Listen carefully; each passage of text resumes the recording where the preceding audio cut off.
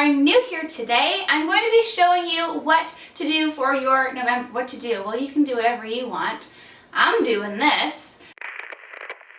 Hello beautiful, welcome back to my channel. My name is Caitlin. If you are new here, how are you doing today? I hope you're doing well. It is a nice fall day outside, minus the rain. The colors of the fall are there, the rain. I don't know, I don't really think of rain in the fall. It's more of a spring thing to me. Anyways, besides the point, I am showing you today how I set up my bullet journal theme for November, and we are going with a scrapbook theme. I really love how this turned out. It's very cozy vibes that we got going on, which is what I feel like fall is perfect for. I wanted something that was easy and quick, and I quickly realized that it did take me a little longer than anticipated because I like things to be in a perfect spot.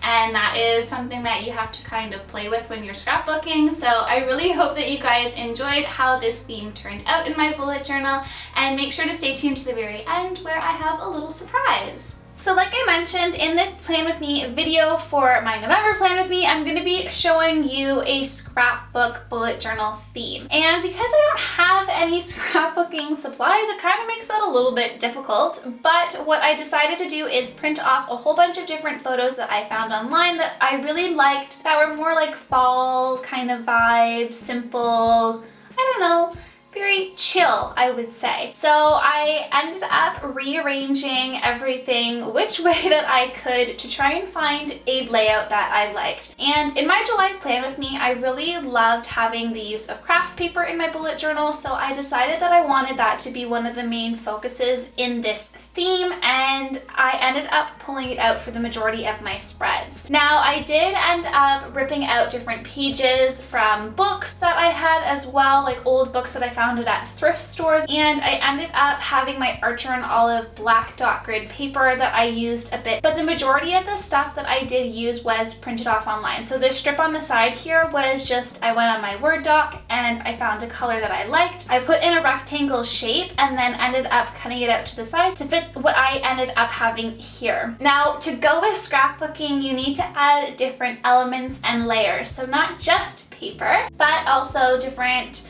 texts or doodles, things like that. So I've layered on top with my white jelly roll pen, just different dots and dashes like stitching across the side. And then with my Micron pen, which is one of my favorites, I gotta say, I did the lettering here for November and then added in little doodles as well. The one thing that I did love about the scrapbook style is that for anything that I didn't really love, I could always just cover it up. So you'll see here what I ended up drawing in was some of these flowers, and I actually did not like the look of them at all, so I ended up covering them with washi tape. So that's another thing that you can add in to layer on top of. And the one thing I love about washi tape is you just can move it around so easily that if you don't like it in one spot, ping bada boom, move it around and it looks great. So I've added in some final touches here, and this is just what the first title page or cover page looks like for my bullet journal this month. And there are elements that you'll see throughout this journal that kind of overlap with one another. So just on the next page here, I ended up doing my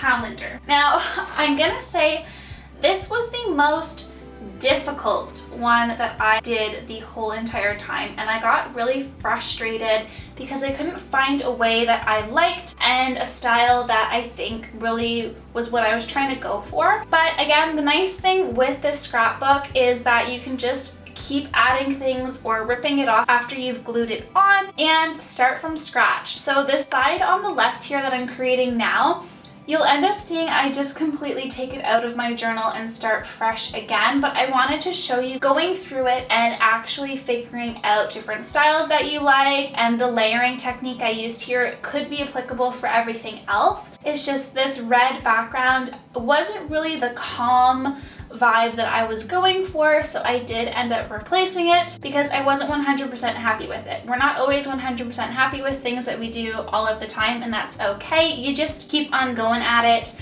I did end up taking a little break and stepping away from this page and coming back to it later because I wanted to make sure that what I was doing fit with the theme that I was going for a bit more. I really liked the different techniques that I used here, like the zigzag and then putting the little task with the 2 lines and dots around it. I thought those were different elements that I could pull in, and the color tone with the craft paper really did match my cover page.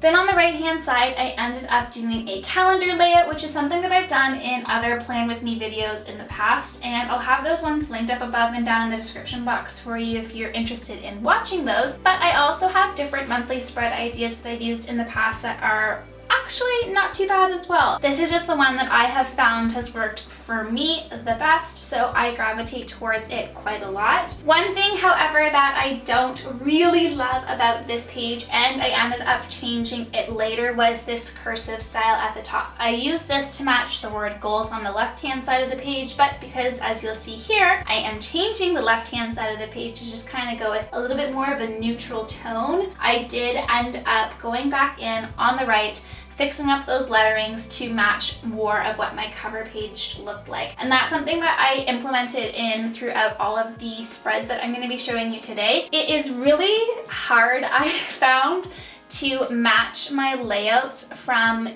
cover spread to weekly content to my expense tracker that I do a little bit later on, because there was no set layout, and it really challenged me to get out of my box creatively. And I would really recommend, if you were kind of stuck in a rut, this would be a really cool theme for you to do as well in your bullet journal. But I had to find different elements to tie things together. So the lettering that I used was very similar throughout the rest of the journal. You'll see that I do this kind of block with hatching style. And then I do end up using a lot of the similar stamps and flower vase that you saw on the very first cover page. Moving on to my habits, I found that this was an easier spread to come up with after I had played around with scrapbooking on those first 2 pages, and well, technically creating 3 pages because I didn't like the first attempt that I had on my calendar page. It became a lot easier to figure out what I liked and what I didn't, and just to kind of go with the flow. So I ended up putting on a bunch of music, and I had at one point put on Netflix just in the background to kind of zone out and really kind of get in this creative zone. One thing, of course, that I would have done a little differently is had more of the craft paper elements on here.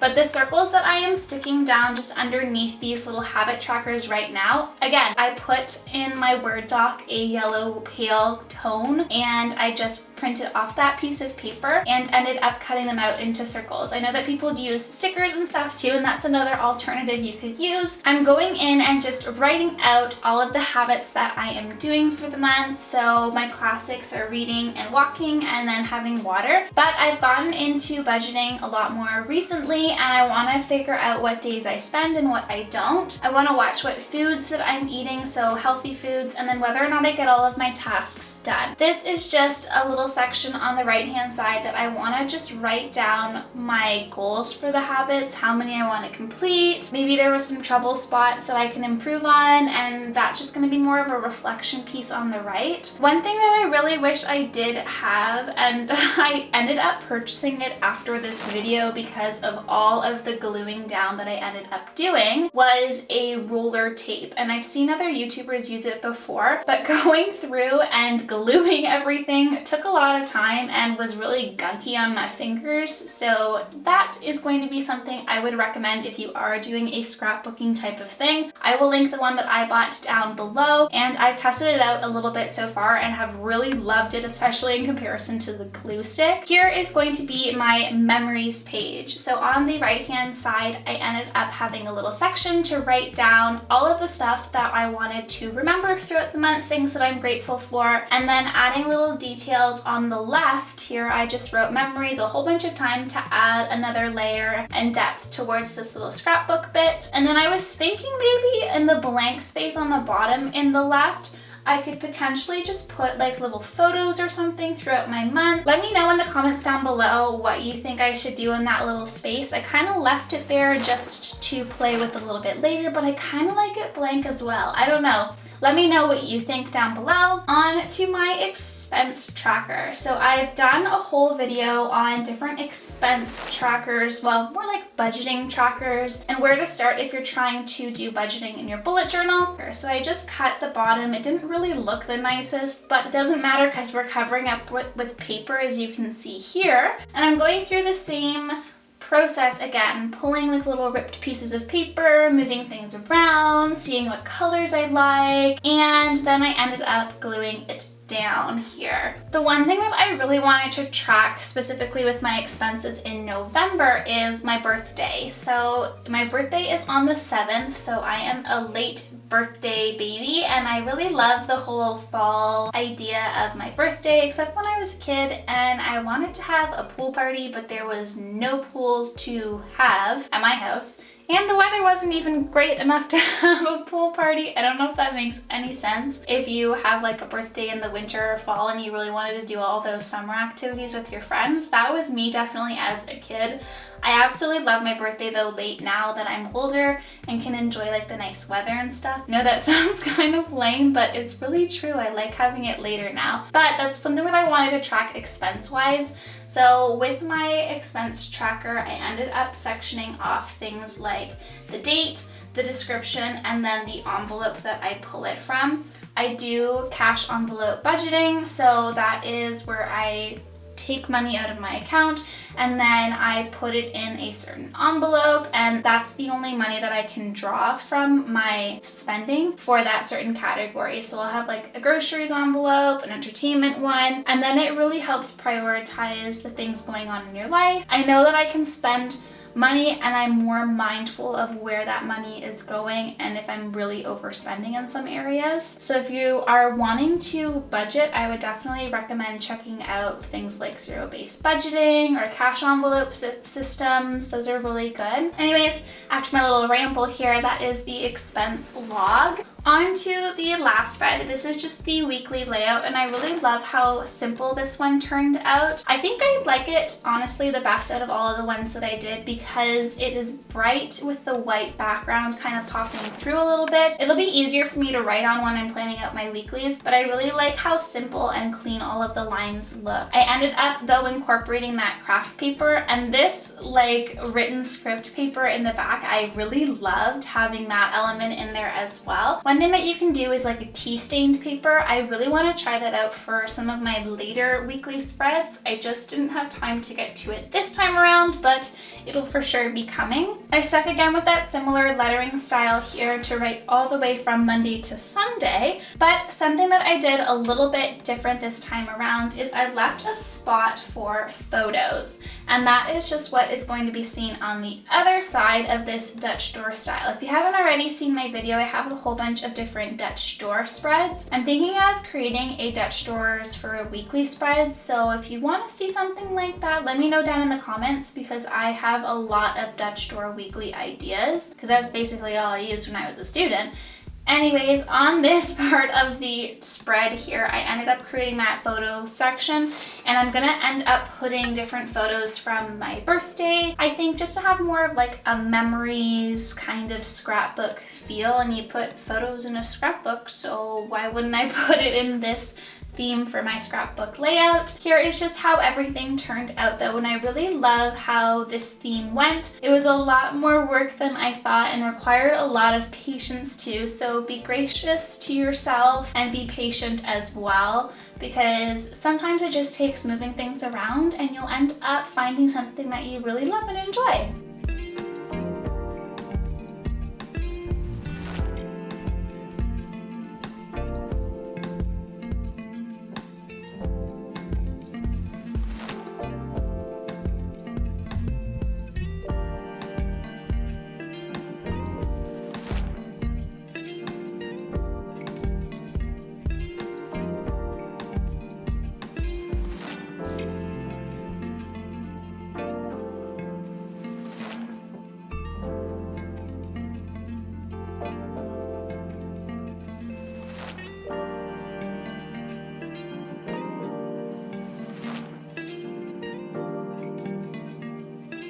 Well, that's it. I hope you enjoyed today's video. Usually at this point in the video, I shout out one of you who are amazing and who have subscribed and left a comment down below. But I'm going to be doing something a little bit different. I want to do a subscriber giveaway because there are so many of you out there who are really supporting the channel and providing all of that support with liking, commenting, subscribing, as usual, just to help this channel grow, and I want to give back to you. So I'm not doing the giveaway in this one. I wanted to announce it to kind of get people a little bit more warmed up to it. So I'm going to be doing the giveaway next week, just kind of telling you the rules, what's going to be going on in that giveaway as well, and then we will announce the winner the following week. I hope that makes sense. If not, anyways, stay tuned for next week's video where all of that good details comes out. Anyways, I feel like I usually say, oh yeah, if you haven't already, make sure to smash the like button, hit the subscribe button, and comment down below. It really does help support my channel to grow, and I will see you next week. Bye!